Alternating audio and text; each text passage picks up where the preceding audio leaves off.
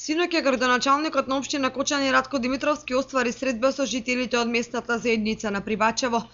Председателот на местната заедница Димитар Шулц соопшти дека селото Прибачево ќе биде домаќин на дел од содржините на манифестацијата Денови на Кочанскиот ориз, кои треба да се реализираат на почетокот на октомври. Шулц додаде дека од страна на општина Кочани се финансира изградба на настрешница и санитарни јазли. Градоначалникот Радко Димитровски истакна дека меѓу другите активности во Прибачево се поставува и ново улично осветлување, а ќе се преземат сите други неопходни активности за успешна реализација на обичајот традиционална жетва и големиот собир на гостите од манифестацијата.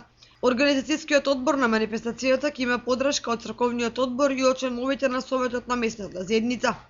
На средбата со жителите од Прибачево разговара и секретарот на општина Кочани Петар Апостолов, директорот на комуналното јавно претпријатие Водовод Лјупчо Папазов, представникот од подрачната единица на Министерството за земјоделство Владко Минов, представничка од одделението за јавни дејности Аника Илиевска Ѓоргиева и Марија Ананиева, член на советот на општина Кочани.